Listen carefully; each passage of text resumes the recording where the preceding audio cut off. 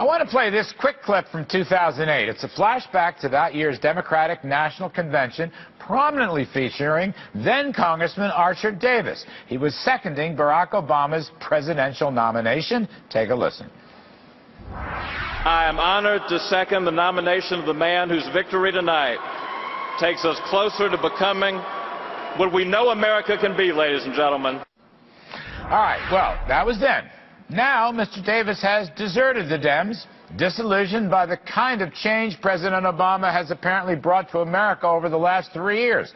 So Mr. Davis has made a right turn towards the GOP, and he's just been given a headlining role at this year's Republican National Convention. So we welcome back an old friend, Artur Davis, former Democratic congressman from Alabama, now a staunch supporter on the trail with Team Romney. As always, Artur, it's great to see you. In a word, thank you, Larry. In a word, you've made a very bold move. You're a strong player. You ran for governor. You may run again. What was it that caused you to make this switch to the GOP? Well, there are a lot of reasons, but the simplest one that a lot of people in your audience will understand, the Democratic Party is no longer a party that fixates on growth. It's a party that fixates on trying to level out conditions in America.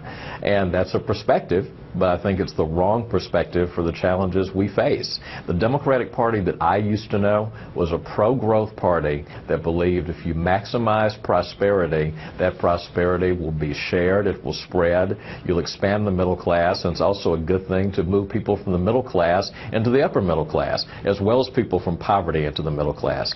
That fixation has disappeared in favor of a fixation on leveling out this economy. I mean, it sort of sounds like, in terms of the Democratic Party, your goal of a more, free enterprise economy and better mobility up sounds like the Bill Clinton Democrats. My question to you is, the Barack Obama Democrats in 3.5 years plus have pulled the party so far to the left, there's no room for you. Is that really what's going on here?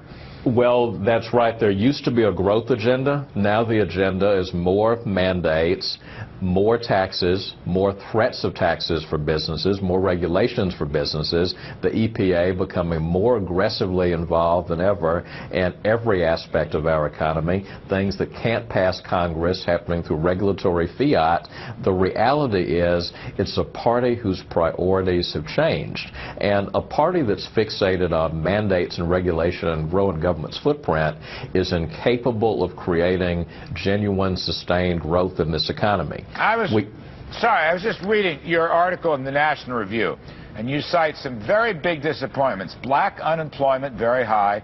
The level of child hunger in black communities, very, very high. And the low education achievement. Now, this stuff has to be fixed. Do you think, Artur, that Mitt Romney and Paul Ryan have a better grasp of the policy directions that will ameliorate unemployment and hunger and education?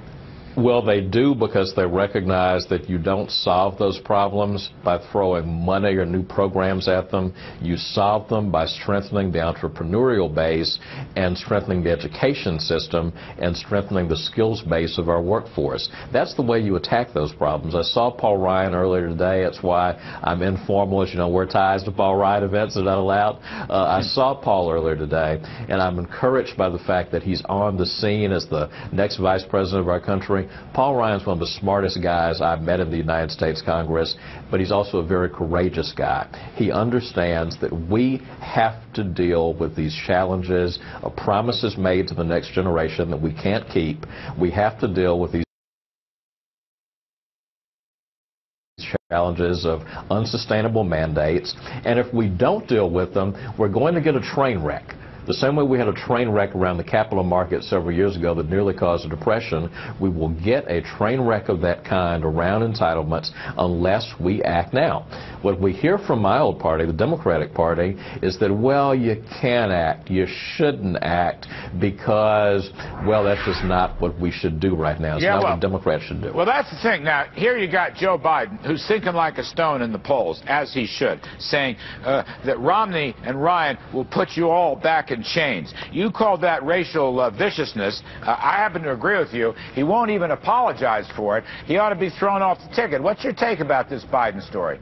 Well, I didn't call it racial viciousness. I said that he was calling ordinary conservatism racial viciousness, and a few people misunderstood that point. But the point that I'm making is he was suggesting that the ordinary conservatism that many Americans have is some kind of racial viciousness or some kind of racial bigotry in disguise. And I just don't agree with that, but it's part of a pattern. When they're not talking about putting people in chains, they're talking about old people being thrown off Medicare, whereas the reality is none of Ryan's plans would affect anybody on Medicare today. Or they're making false allegations about people's taxes or throwing stuff out there and hoping it sticks.